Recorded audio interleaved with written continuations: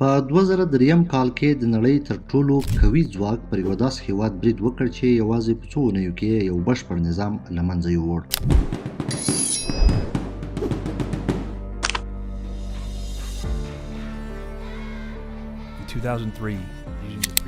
خو دا یوازې پیل و. په زرګونو بېګناه خلک د بمونو لاندې خاورې شول او یو ملت د ویرې، وینې او ګډوډۍ کندې ته وغورځېده. امریکا وویل دې هیواد کې خطرناکې وسلې شته، خو وروسته نړۍ پوه شوه چې هیڅ هم نه وو. نو اوس پوښتنه دا ده چې دا جګړه د امنیت لپاره وه که د ځواک، تیلو او کنټرول لپاره؟ هغه حقیقت چې امریکا نه غواړي ته یې واورې او ووینې، نن په دې ویډیو کې پرې خبرې کوو.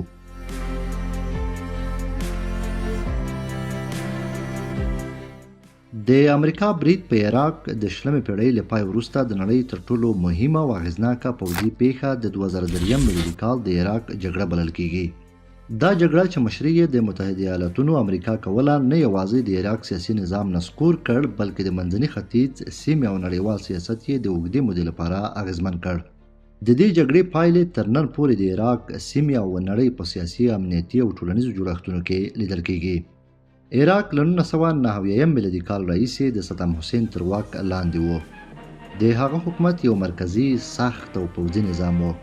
عراق له 1980 تر 1988 میلادي کلونو ترمنځ له ایران سره اوږده جګړه وکړه چې له امله یې د 1991 میلادي کال د خلیج جګړه رامنځته شوه، ځکه چې عراق په 1990 میلادي کال کې کویټ اشغال کړ او د ملګرو ملتونو او امریکا په مشرۍ نړیوال ائتلاف د کویټ د آزادولو لپاره پوځي عملیات پیل کړل.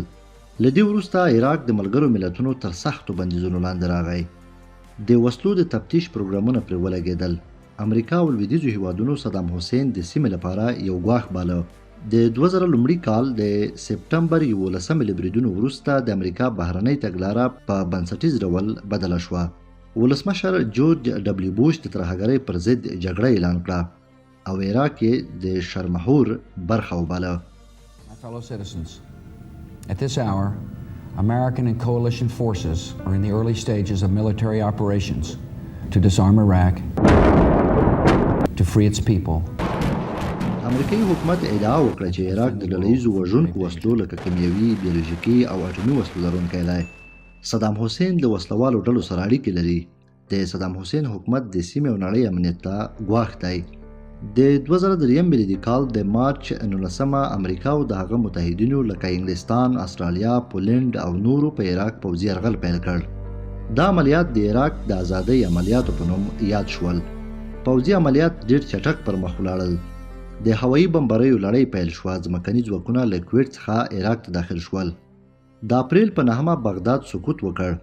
له همدې سره د صدام حسین حکومت په عملی ډول پای ته ورسېده. صدام حسین د 2003 کال د ډسمبر په 14 د امریکایي ځواکونو لخوا ونیول شو. وروسته د عراق ځانګړې محکمې ته وسپارل شو. د بشري جنایتونو په تور محکوم شو او د 2006 میلادي کال د ډسمبر په 10 اعدام شو.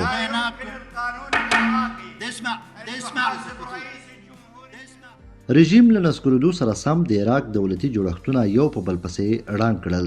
د امریکا له لوري د پوځ، استخباراتو او ګڼو دولتي ادارو منحل کېدو هیواد له یوې ژورې امنیتي تشه سره مخ کړ. داسې تشه چې ډېر ژر یې د تاوتریخوالي اور بل کړ.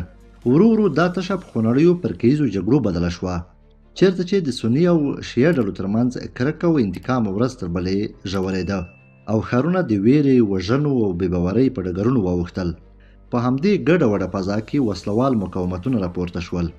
بېلابېلې ډلې جوړې شوې او بالاخره له همدې اوره هغه ډله راوټوکېده چې وروسته نړۍ د داعش په نوم وپېژندله.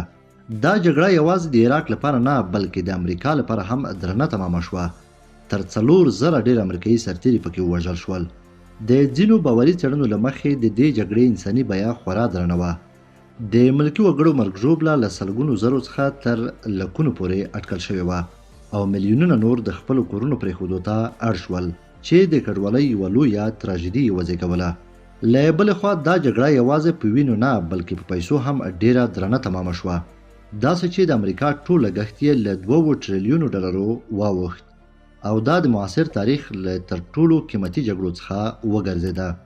د عراق بنسټیزې زیربناوې لکه برېښنا، روغتیا او تعلیم سختې ویجاړې شوې. له کلونو پلټنو وروسته دا ثابته شوه چې په عراق کې د ډله ییزو وژونکو وسلو هیڅ شواهد ونه موندل شول او نه یې له القاعده وسلوالې ډلې سره کومې اړیکې لرلې. د ځینو شنونکو په باور امریکا د دې جګړې تر شا خپل سیاسي او ستراتیژیک اهداف لرل، لکه په منځني ختیځ کنټرول، د امریکا د نفوذ پراخول، د تیلو ستراتیژیکو سرچینو ته لاسرسی. دې موضوع د امریکا پر نړیوال اعتبار سخته ضربه وکړه. میلیونونو خلکو په امریکا او اروپا کې د جګړې په ضد لړۍ وکړل.